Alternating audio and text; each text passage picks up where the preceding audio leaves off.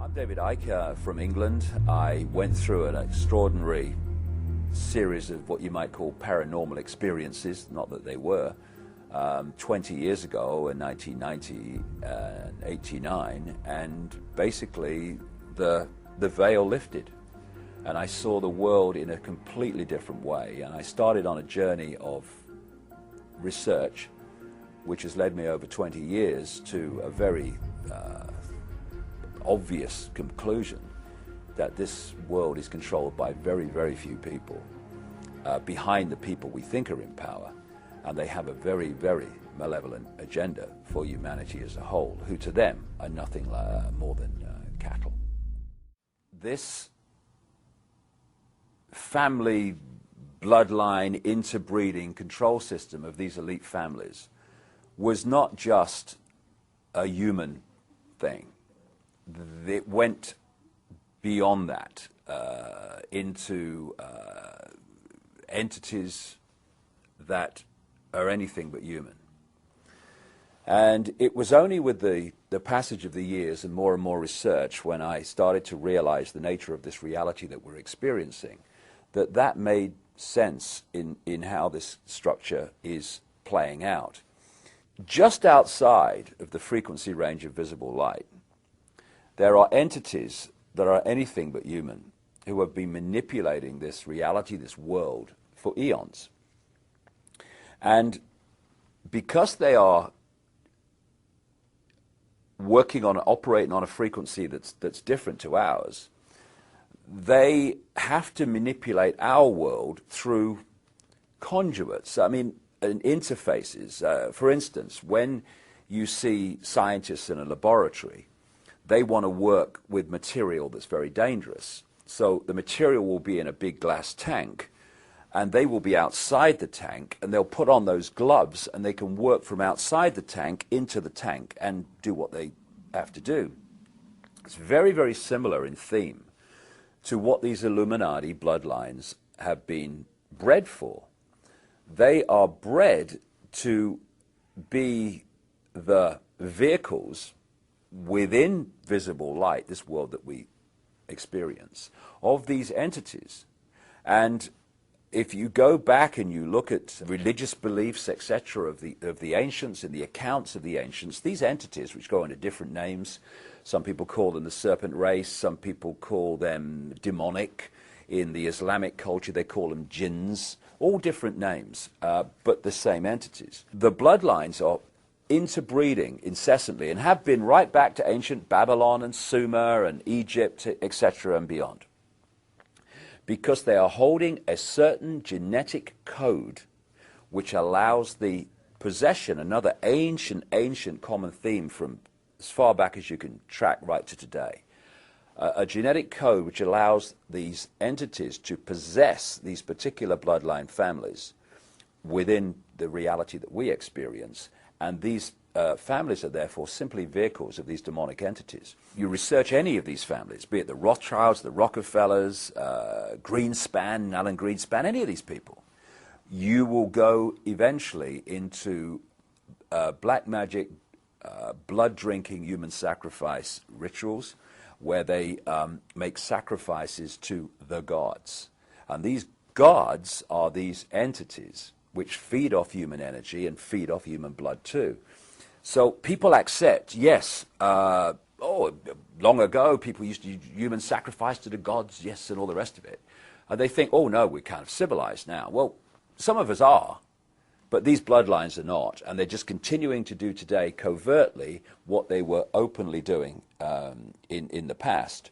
And they are interacting with these entities all the time in their rituals. That's why they do all these rituals. That's why they drink the blood. And ultimately, they are possessed by these entities. And this brings about a simple situation. You've got the entities, let's call them demonic entities for want of a word. They're operating just outside of this visible light reality that we experience. They use the bloodline families as their vehicle to manipulate this reality. They take over their mental, what passes for their emotional processes, their physical processes.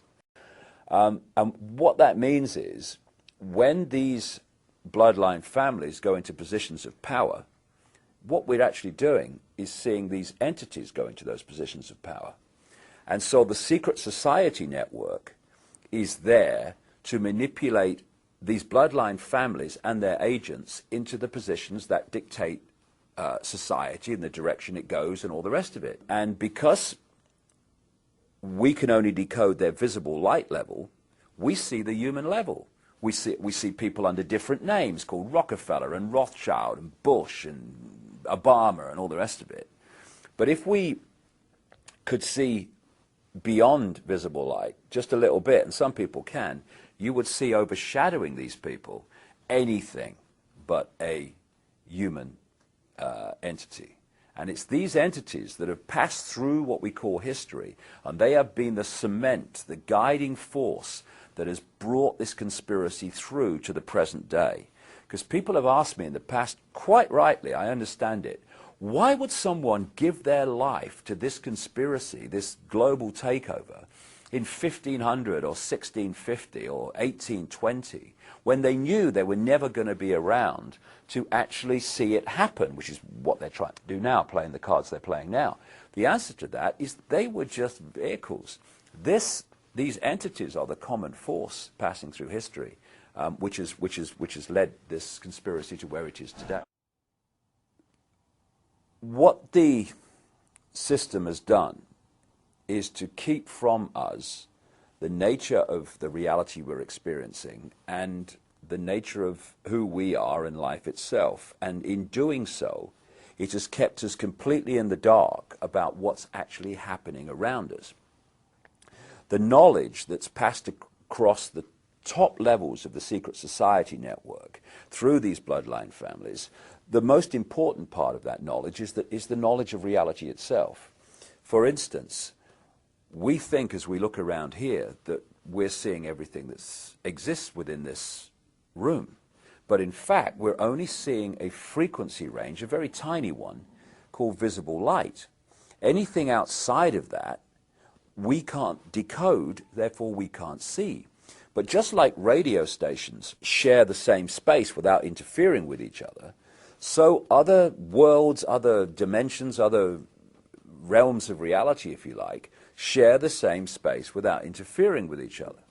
However, just as with radio, if you've got two stations that are very close on the dial, then one will be the dominant one, but another one, you'll get what we call interference from it. It's the same with these various realities that share the same space. It's what mainstream science calls parallel universes. But you know that if you have a radio in your living room and it's you have all frequencies in your living room, BBC, Radio Moscow, ABC, but your radio is tuned to one frequency.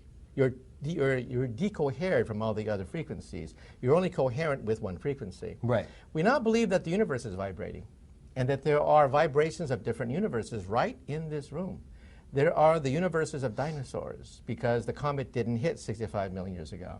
They're the wave function of aliens from outer space looking at the rubble of an Earth that already was destroyed, all in your living room, except we have decohered from them. We're no longer in tune with them. We don't vibrate with them. Therefore, our universe is tuned to one frequency, right. Our universe. But it means that probably there are other parallel universes in your living room. And believe it or not, this is called modern physics.